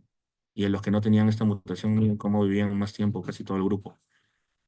Igual con los CD38, ¿no? Los que expresaban CD38, pum, les iba mal, y los que no expresaban eso iban bien, y ya se puede ir haciendo un criterio de estratificación. Más allá del Ray Binet, ¿no? Que fue lo más antiguo que se tiene, ahora ya se estudia más las alteraciones moleculares. Igual, cuando tenemos esta inmunoglobulina de cadena pesada mutada, alterada resulta que va a ir mejor incluso, ¿no? De la que no está mutada, ¿no? No hay bastante diferencia. Entonces, por eso es que al ver una diferencia tan clara, han tenido que ponerlos parte de la clasificación, de estratificación pronóstica, porque es evidente que importa, ¿no? Por medio de estos estudios y análisis que cada vez se van sumando más. Igual la elección del 13Q, todo esto de aquí va a implicar un pronóstico de mi LLC. Antes solo era Ray y Binet, ahora ya un poquito más entran. No tienen que aprendérselo, no se preocupen. Solo tienen que saber que hay alteraciones moleculares y que van a sumar más agresividad a la enfermedad o más refractoriedad al tratamiento y otras que también pueden, en este caso el LLC, dar un mejor pronóstico incluso. Bueno, ahora que ya tengo mi clasificación, mi estratificación, mi pronóstico, ¿qué le doy al tratamiento? Eso lo he puesto en una sola diapositiva porque no quiero entrar en detalles. Ustedes no van a salir de la clase pues para empezar a recetar quimioterapia, ¿no? Pero sí tienen que salir aquí ya empezando a identificar qué es una leucemia crónica, qué es una leucemia aguda, cómo puedo ir orientándolo y interesándose en el tema si es su caso. Entonces, primero tengo que tener todos los basales, igual que el LMC, que todo esté ok, y si no está ok, ¿qué consideraciones voy a tener con mi tratamiento? Entonces, tenemos el estadio Ray-Binet, muy bien, con eso nos va a servir para saber si voy a dar tratamiento o no, porque como acá dice, si es que el estadio del Ray-Binet es 0 o hasta 2, que se considera una enfermedad inactiva en general, no le voy a dar tratamiento, solamente voy a hacer algo que le llaman watch and wait, ¿no? Mira y espera si progresa o no progresa. Porque si te emocionas o te adelantas y dices, no, pero está con 100.000 leucocitos, no, si le tengo que dar tratamiento, le das y se infectó y se murió, ¿no? Entonces quizá más daño le puedes hacer con dándole un rituximab a un paciente si es que ya se está demostrando de que no ofrece mayor beneficio. Entonces, si están en estos estadios iniciales, lo mires, no requiere tratamiento. En el LMC sí, acuérdense, pero acá en el LS sí nos podemos dar ese, esa seguridad que nos da mucho miedo cuando empezamos los hematólogos a decir, mire señor, tiene 200.000 leucocitos, pero la verdad es que no requiere tratamiento. Es un poco difícil, ¿no? Ya uno va agarrando confianza ya conforme va viendo el progreso de sus pacientes, ¿no? Pero así es en esta enfermedad. Y ya pues los estadios C o RAI, que son 3 4 ya van a requerir tratamiento. Y en ese caso el tratamiento va a depender qué tan fit, qué tan fuerte está mi paciente. Les ponen este tipo de nombre, Go, que es un paciente que está muy fit, que no tiene comorbilidades, nada este, y también, la cadena de monoglobulina pesada, como les dije, que no se lo aprendan eso, no solo tienen que saber que hay algunos factores pronósticos, ¿no? Pero lo que más tienen que saber es que los estadios iniciales de leucemia linfoide crónica no se tratan, y los estadios de intermedio y avanzado sí se tratan, y tenemos varias opciones, y las opciones se escogen de acuerdo al paciente. Si es un paciente súper fuerte, joven, sin comorbilidades, quizá me vaya a atrever a darle lo más fuerte, que es esto que dice FCR. Ya por ahí les he puesto en la diapositiva qué quiere decir, que es quimioterapia, fludarabina, citarabina y rituximab. ¿Ya? Y lo más tóxico, pero logra mejores respuestas, ¿no? Entonces, si alguien lo puede aguantar, mejor garantizar una mejor respuesta, aparte que es más asequible. Pero si se dan cuenta, en todos los casos hay ibrutinib acá, ibrutinib. Es también un inhibidor de tirosinquinasa, pero distinto, ¿no? Inhibe otro tipo de lugar, ¿ya? Que va bien en este tipo de enfermedades y cada vez va ganando más estudios donde ya lo están poniendo para casi todas las líneas de tratamiento, ¿no? Y es menos tóxico que dar quimioterapia en sí, ¿no? Pero tenemos muchas opciones, ¿ya? ¿Y qué hacemos? Luego tenemos que evaluar, una vez que leí el tratamiento, luego tengo que evaluar, ¿ha respondido o no ha respondido? Y de acuerdo a si los ganglios han disminuido o han desaparecido, voy a medir mi respuesta de acuerdo a si el vaso, el hígado ha disminuido o desaparecido, no desaparecido, ¿no? Sino normalizado. Va a valer qué tan buena ha sido mi respuesta, y también los síntomas y también los conteos de las series leucocitarias, ¿no? Si las plaquetas ya se están normalizando, si la hemoglobina ya se está normalizando, ya puedo decir que ya está en una remisión completa y lo voy a observar solamente. Sí no se le indica que el tratamiento es de por vida. Si se logra una buena respuesta al tratamiento, una respuesta completa, una remisión completa, no hay necesidad de seguir dándole tratamiento, pero sí haciéndole un seguimiento, ¿no? Y si recae más adelante, bueno, ofrecerle nuevamente el tratamiento. Y cuando no responde, pues tenemos de que cambiar las líneas terapéuticas, que cada vez hay más, hay bastantes, la verdad. Este, mm, Muy bien, entonces, ¿en quiénes hago watch and wait? En estos estadios, los primeros estadios. A, B o era ser 1, 2, ¿no?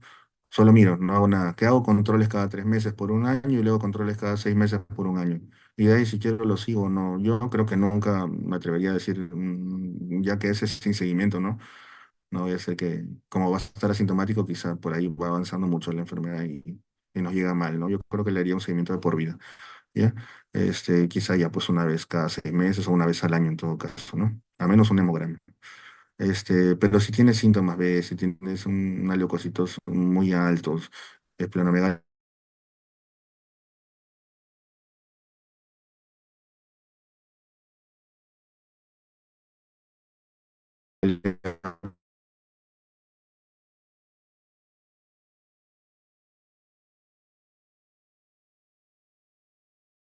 puedes considerar ya darle tratamiento. Doctor, disculpe, ¿podría volver a repetir? No se le escuchó. Chicos, sí, sí, no, chicos, no se cortó, sino que me silenció un ratito. ¿Se me escucha bien? Ya estoy en casi la última diapo prácticamente. ¿Se me escucha bien ahorita? Sí, sí. Ya, perfecto. Lo que le decían es que estos estadios primarios de estadios A, B o 1, 2, según Ray Binet, solamente se les hace controles, no se les da tratamiento. Ya, como les dije, el primer año quizá cada 3 meses y cada 6 meses por un año. Y después ya depende si lo vas a continuar siguiendo o no. Yo creo que lo más prudente sería igual haciéndole controles, aunque sea una vez al año, ¿no?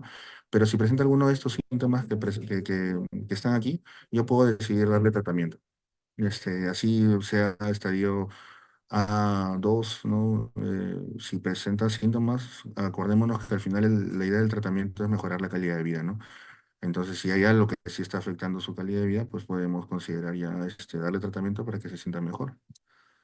Muy bien, ahí esto está medio borroso, pero básicamente era una tablita que decía criterios para iniciar tratamiento.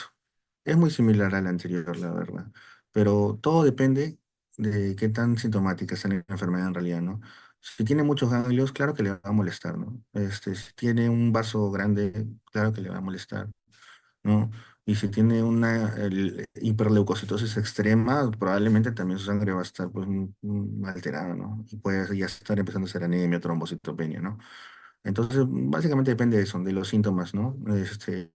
Para ya iniciar mi tratamiento, cuando están en esos estadios iniciales. Esto es lo que les decía, ¿no? Los pacientes go-go son las que no tienen comorbilidades en realidad, ¿no? Entonces podríamos darle quimioterapia, todo lo que queramos, obviamente valorando el riesgo-beneficio, ¿no?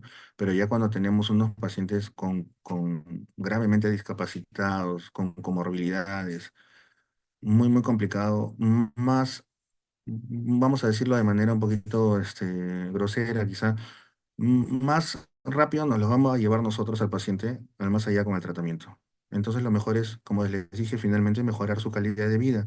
Entonces darle lo más suave, los corticoides, los linfocitos son muy sensibles a corticoides, darle corticoides, darle medicamentos para el dolor, ir adaptándonos un manejo paliativo para que no le pase tan mal, ¿no? Hasta que ya la enfermedad no se pueda, ya sea incontrolable, ¿no?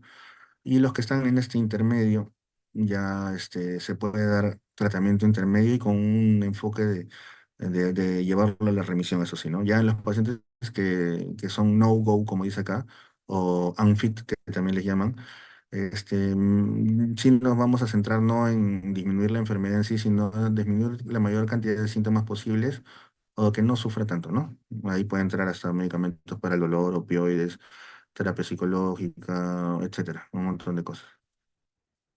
Sí, o sea, acá en estos pacientes no le voy a decir, no señor, cuídese, use mascarilla, no vaya al lugar, no salga de su casa, solamente vaya al baño. O no, no hay forma, ¿no? Ya mi conducta va a ser totalmente distinta. Ya, estos son esquemas de quimioterapia combinada o terapia biológica. No tienen que aprendérselo, simplemente que sepan de que, por ejemplo, FCR es esto, ¿no? fludarabina lo que inhibe es el ciclo celular y destruye células buenas como malas. La ciclofosfamida igual. Y por eso se usa en también las enfermedades reumatológicas, porque inmunosuprimimos con este tipo de quimioterapia, ¿no? Y el rituximab ya saben que va directamente contra el CD20, ¿no? Entonces me destruye gran población de linfocitos dentro de los que están clonados también, ¿no? Y los demás medicamentos que son más modernos y que no vale la pena, creo, ir a hablar de cada uno. Lo que sí sé, que sepan que hay bastantes alternativas para los pacientes actualmente y que bueno, gracias a estos estudios, grupos de ensayos, como los pacientes que ya no tienen más chance más que recibir tratamiento paliativo, pueden optar por entrar en ensayos clínicos. Y ahí es donde se pueden probar estos medicamentos, ¿no? O sea, ya no tiene chance, entonces a ver, entra a este estudio de este nuevo medicamento, a ver, quizá te va muy bien. Y ahí se va generando la experiencia, ¿no? Algunos medicamentos nunca salen al mercado y otros sí se tiene una muy buena experiencia, ¿no?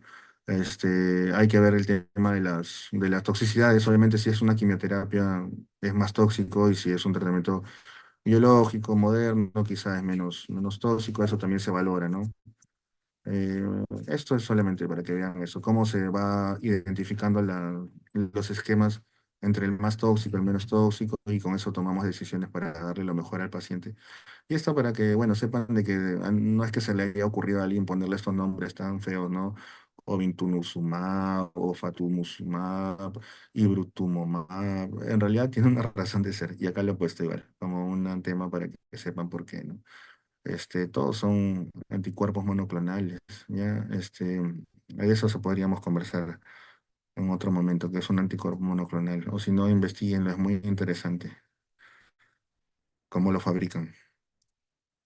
Y estas son nuevas terapias que están actualmente, ya no son tan nuevas en realidad. Sobre todo ese de abajo, venetoclax, se comercializa bastante en el país y se está usando mucho en pacientes que no se les puede dar quimioterapia porque son muy ancianos. Toleran muy bien este tratamiento bioral y se les mejora toda la progresión de la enfermedad, ¿no? Y así que eso básicamente quería comentarles del LLC, que en algunos no se trata. Es bastante heterogénea la presentación de acuerdo a todos los factores pronósticos que les he mencionado. Y a los que requieren tratamiento, usualmente lo que vamos a hacer es eliminar los linfocitos, ¿no? Clonados. Tenemos tratamiento dirigido, como los que va directo a antígenos, y también quimioterapias que van un poco inespecíficas, ¿no? A destruir todo, pero que son efectivas. Entonces, finalmente, eso le damos usualmente a los pacientes más jóvenes y más fuertes, que queremos sí o sí lograr una remisión de la enfermedad, sabemos que va a tolerar el tratamiento, ¿no? Pero si no, tenemos que dar tratamientos menos agresivos. Entonces, creo que eso es todo. Ay, no, no era todo. Estos son los mecanismos de acción. Todos los medicamentos biológicos tienen un distinto mecanismo de acción y como ven, la quimioterapia va de frente a destruir el ciclo celular y todas las células mueren, ¿no? Esto igual me llamó la atención acá cómo se estaba vendiendo este producto, pues, ¿no? Que realmente esta paciente ya no, con los esquemas antiguos, no tenía mejoría de la clínica y bueno, qué bueno que con un nuevo tratamiento pues pudo sentirse mucho mejor, ¿no? Porque acá vemos los ganglios, pero por dentro también seguro tenía problemas en el vaso, en el hígado, en la leucocitosis, anemia, trombocitopenia, todo eso debe haber mejorado, ¿no? Muy bien, ¿en quiénes indicamos trasplante?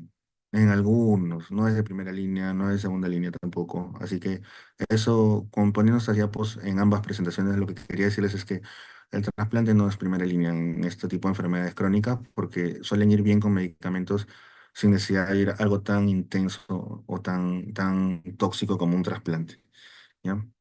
Muy bien, pero sí se puede considerar en algunas. Por ejemplo, si no tengo ninguno de estos medicamentos modernos a mi disposición, pero sí hay en el INEM, por ejemplo, trasplante o en el Revalid, bueno, se lo ofrezco, ¿no? Porque ya lo que tenemos no le está funcionando y con lo que tenemos que darle lo mejor, así que el trasplante es una posibilidad.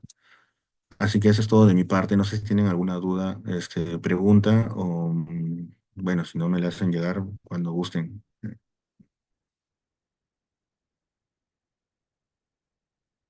Si todo está bien, y no tienen preguntas, pues hasta acá hemos llegado por este día. Ya hemos hablado del LMC y el LC, que son uno de los cánceres en sangre más frecuentes que van a haber y es lo que mejor tratamiento tiene, o mejor respuesta al tratamiento tiene. Ya chicos, bueno, muchas gracias. Que tengan un bonito sábado.